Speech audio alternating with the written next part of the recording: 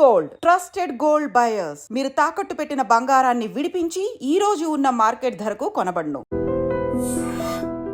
నమస్తే, welcome to I dream social spotlight with కవిత.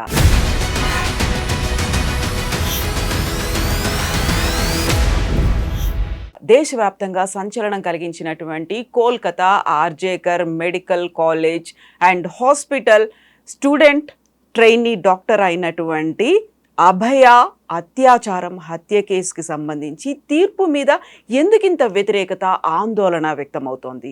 దీంతో పాటుగా దేశవ్యాప్తంగా మళ్ళీ ఆందోళనలు చేస్తాము అంటూ మెడికోస్ ఎందుకని వార్నింగ్ ఇస్తున్నారు, పేరెంట్స్ కూడా ఎందుకని యాక్సెప్ట్ చేయలేకపోతున్నారు. కోర్టు అయితే సంజయ్ రాయ్కి చచ్చేంత వరకు జీవిత ఖైదు విధించినప్పటికీ కూడా పై కోర్టుకు వెళ్తాము అని అభయ పేరెంట్స్ ఎందుకంటున్నారు. యాక్చువల్గా ఇక్కడ మిస్ అవుతోంది ఏంటి? మనతో పాటుగా ఉన్నారు హైకోర్టు న్యాయవాది సాయి కృష్ణ ఆజాద్ గారు. ఆజాద్ గారు నమస్కారం. నమస్తే అండి. సో అభయ కేసు అనేది దేశవ్యాప్తంగా సంచలనం కనిపించింది. అక్కడ అత్యాచారం జరిగింది, హత్య కూడా చేశారు, కాకుంటే అదొక గ్యాంగ్ రేప్ అనే మాట వినిపించింది. ఇప్పుడేమో సంజయ్ రాయ్ని ఆయన దోషిగా జీవిత ఖైదు విధించింది కోర్టు. ఎందుకని యాక్సెప్ట్ చేయలేకపోతున్నారు? అంటే ఇది ఫస్ట్ కా నుంచి కూడా రాజకీయ కోణంలో వస్తుంది అనేది ఆలోచన అండి. ఇప్పుడు జనరల్గా మీకు ఇతను సంజయ్ రాయ్ అనే అతను నేరం చేశాడా లేదా అనేది చాలా మంది కోణం, అంటే రకరకాల అభిప్రాయాలు వ్యక్తం అవుతూ ఉన్నాయి. ఇప్పుడు అతి ముఖ్యమైనది ఏంటంటే ఇతను ఎవరైతే ఉన్నారో ఇతను బలి పశువు అయ్యాడేమో అని చెప్పి కొంతమంది వ్యాఖ్యానిస్తూ ఉన్నారు. ఇప్పుడు మనకి సేమ్ టు సేమ్ అయోష మేర హత్య కేసు మనం చూసుకోవచ్చు.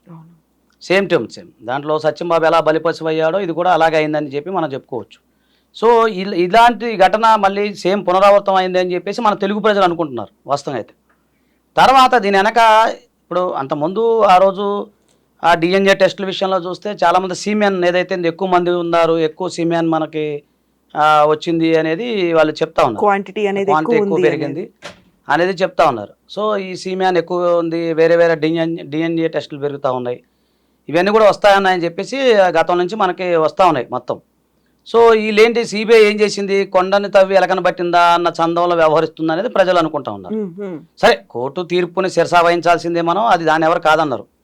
కాకపోతే ఇందులో భిన్న కోణాలు ఏవైతే వ్యక్తం అవుతున్నాయో దాంట్లో ఇంకా త్వరగా ఇన్వెస్టిగేషన్ చేసి ఎవరైతే పెద్ద తలకాయలు ఎవరైతే ఉన్నారో వారిని తీసుకొచ్చి శిక్షిస్తే బాగుండేది అనేది ప్రజలు అభిప్రాయపడుతున్నారు. ఇప్పుడు మమతా బెనర్జీ గారు కానీ వాళ్ళ పేరెంట్స్కి సంబంధించిన వాళ్ళు కానీ అతనికి సంబంధించిన వాళ్ళు కానీ ఎవరైనా సరే అంటున్నారు. సో ఇప్పుడు దీనికి సంబంధించి ప్రజల్లో ఇన్ని రకాల భేదాభిప్రాయాలు వస్తూ ఉన్నాయి. కాకపోతే ఏంటంటే నేననేది ఏంటంటే ఇంకా ముందు ఉంది కదా, అప్పీల్ చేసుకోవాలి, అప్పీల్ తర్వాత పైన సుప్రీంకోర్టు దాకా వెళ్ళాలి. ఇప్పుడు కింది కోర్టులో ఇప్పుడు ఉరిశిక్ష వేసినంత మాత్రాన అతనేమే ఉరిశిక్ష అయితే ఇంప్లిమెంట్ ఏం కాదు కదండి, ఒకటే కదా. ఇంకొకటి జీవిత ఖైదు అంటే చూద్దాం, జీవిత ఖైదులో రేపు మార్పులు అప్పీల్ కోర్టులో చేయొచ్చు. ఇప్పుడు సత్యంబాబు కేసులో కింద అతను నేరం చేశాడని చెప్పేసి వచ్చింది, సరే అని అందరూ ఓకే అన్న. యాక్చువల్ ఫస్ట్ కాదు వ్యతిరేకించారు, తర్వాత సుప్రీంకోర్టు వారు ఏం చేశారు, అతను నిర్దోషి, నేరం చేయలేదు, అతనికి మళ్ళీ ₹1 చెల్లించాలని చెప్పేసి సుప్రీంకోర్టు వారు చెప్పారు. ఎంత అందుకే నష్టపరిహారం 1 CR ఇచ్చింది కదండి. సో నేను ఆ కోణంలో దీన్ని నేను చూడట్లేదు. కానీ మరి ఇప్పుడు ఇక్కడ జరిగిన సిబిఐ అంటే దీంట్లో సిబిఐ కాకుండా సిబిఐ ఎంత ఇన్వెస్టిగేషన్ చేసి త్వరగా ఇన్వెస్టిగేషన్ చేసి చివరికి సంజయ్ రాజ్ అనేది అందరూ తెలిసిందే కదా, పబ్లిక్లో అందరూ తెలిసిందే కదా. ఇంకా వీళ్ళు పెద్దగా చేసింది ఏముంది అనేది ప్రజలు అనుకుంటున్నారు ఒకటి. రెండోది మరి చూద్దాం, వెయిట్ అండ్ సీ.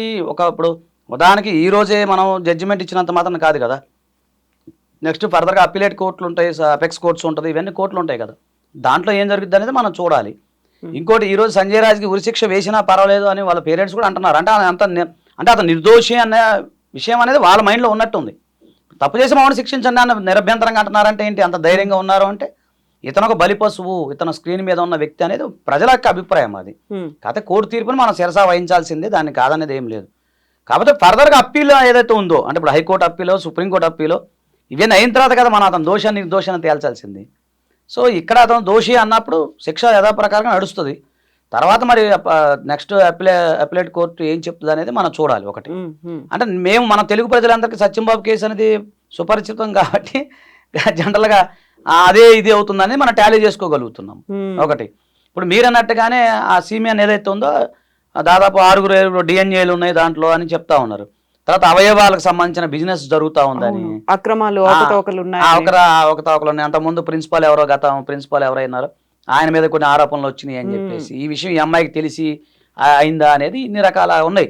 కానీ లీగల్ కోణాలు వేరు, జనరల్గా మనం అనుకునే కోణాలు వేరు.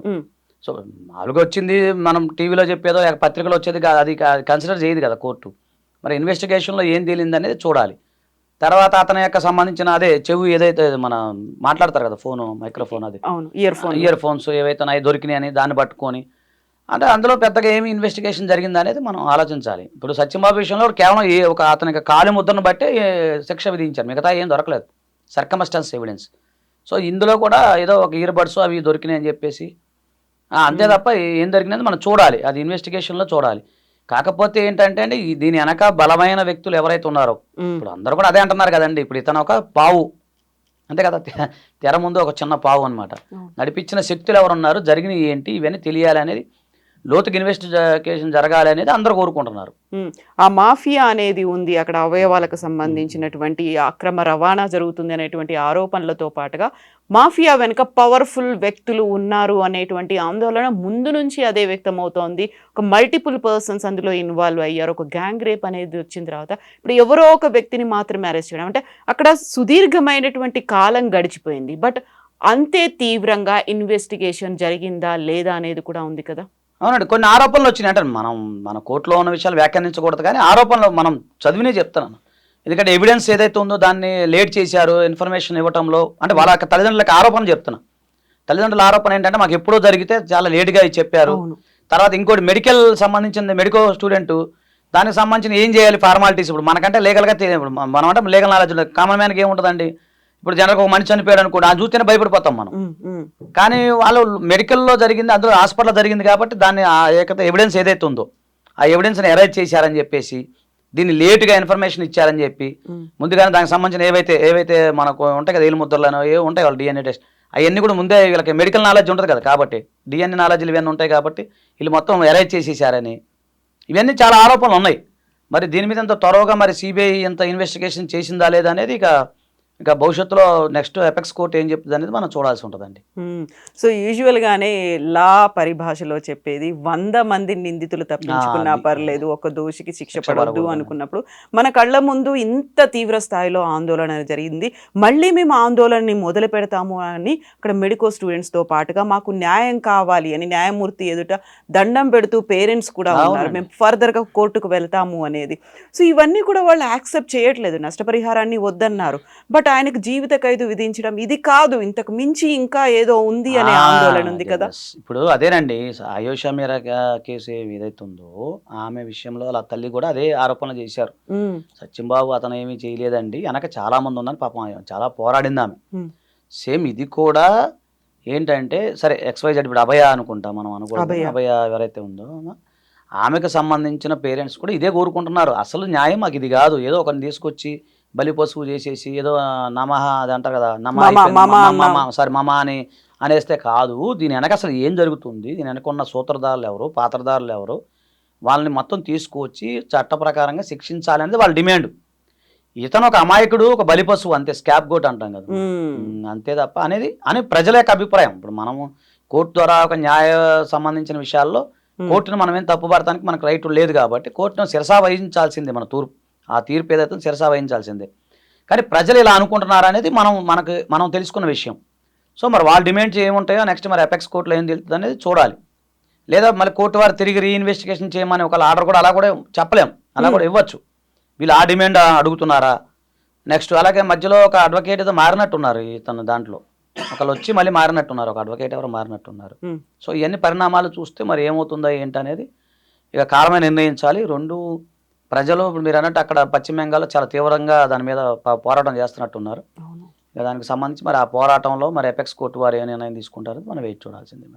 సో ఫర్దర్గా అయితే ఇటు అభయ పేరెంట్స్ వెళ్ళొచ్చు పై కోర్టుకి, ఆ తర్వాత కావాలి అనుకుంటే ఇప్పుడు సంజయ్ రాయ్ పేరెంట్స్ ఎవరైతే నిందితుడు ఉన్నాడో ఆయన పేరెంట్స్ కూడా వెళ్ళొచ్చు. ఆ తర్వాత ఈ ఆందోళనని ఇంత తీవ్రం చేస్తే కోర్టు కూడా సుమోటోగా తీసుకుంటుందా? ఇది ఏముండదండి, క్రిమినల్ కేసులో సుమోటో అనేది పదం అనేది ఏముండదు. కానీ నెక్స్ట్ జనరల్గా ఇప్పుడు ఈ అమ్మాయి తరపున ఎవరైతే ఉన్నారో గవర్నమెంట్ వారు ఎవరైతే ఉన్నారో పబ్లిక్ ప్రాసిక్యూటర్ వాళ్ళు ప్రాసిక్యూషన్ వారు అప్పీల్కి వెళ్తారు. లేదు ఇప్పుడు ఇందులో ఇతనికి శిక్ష పడింది కదా, శిక్ష పడింది కాబట్టి ఇప్పుడు సంజయ్ రాయ్ తరపున వాళ్ళు అప్పీల్కి వెళ్తారు. ఎందుకంటే ఆ శిక్షను తగ్గించడమో లేదా తీసేయడమో చేయడం కోసం వాళ్ళకున్న రైట్ అది. తర్వాత వీళ్ళు వెళ్ళినప్పుడు వాళ్ళకి నోటీసులు వెళ్తాయి ఎలాగో పబ్లిక్ ప్రాసిక్యూషన్ వారికి, వాళ్ళు వాళ్ళ యొక్క వాదనలు వినిపిస్తారు అక్కడ. అట్లా ఆ విధంగా ఒకళ్ళది డిఫెన్స్ ప్రాసిక్యూషన్ వెళ్తుంది. అయితే ఎపెక్స్ కోర్టులో కింది కోర్టులుగా ఇలా ట్రయల్ ఉండదండి. అంటే మామూలుగా క్రాసు చీఫ్ అని ఎల్డబ్ల్యూ పీడ ఇట్లా ఉంటాయి కదా విట్నెస్లు, ఇవన్నీ కింది కోర్టులో ఉండదు. కింది కోర్టులో ఉంటుంది, పై కోర్టులో ఉండదు. పై కోర్టులో వచ్చిన జడ్జిమెంట్ మీద ఆర్గ్యుమెంట్స్ నడుస్తూ ఉంటాయి. సరే ఒకసారి చెప్పలేము, సుమోటో కూడా మళ్ళీ తిరిగి విచారణ జరిపించని కూడా చెప్పవచ్చు. ఇది court discretion power of the court. కాబట్టి ఇందులో ఎంతవరకు సాక్ష్యాధారాలు బలంగా ఉన్నాయి లేవు అనేది కోర్టు వారు పరిశీలించి దాని మీద నిర్ణయం తీసుకుంటారు. ఒక జడ్జిమెంట్ వచ్చినప్పుడు మనం దాన్ని కామెంట్ చేయడానికి మనకు రైట్ లేదు కాబట్టి మన తీర్పుని శిరసా వహిస్తూ మనకు అన్యాయం జరిగింది అనుకున్నప్పుడు ఆటోమేటిక్గా పై కోర్టుకి వెళ్ళే రైట్ మనకు ఉంది. దాని ప్రకారం వీళ్ళు వెళ్తే సరిపోతుంది. అది మళ్ళీ రీఇన్వెస్టిగేట్ చెప్పలేము, it may be and may not be, మనం చెప్పలేము కదా. శిక్ష తగ్గచ్చు, పెరగచ్చు, లేదంటే ఉరి శిక్ష కూడా పడవచ్చు. అది మన చేతిలో ఉండదు కదా, ఆ ఎవిడెన్స్ అనేది మనకు ఐడియా లేదు కదా. సో ఆ జడ్జిమెంట్ అన్ని చూసిన తర్వాత నెక్స్ట్ పెడతారేమో, మరి నెట్లో పెడతారేమో, చూసిన తర్వాత ఒక రోజు అది తెప్పించి మళ్ళీ ఒకసారి చూద్దాం. ఎస్ అండి ఆజాద్ గారు, థ్యాంక్ యూ సో మచ్ అండి. Thank you. Thank you.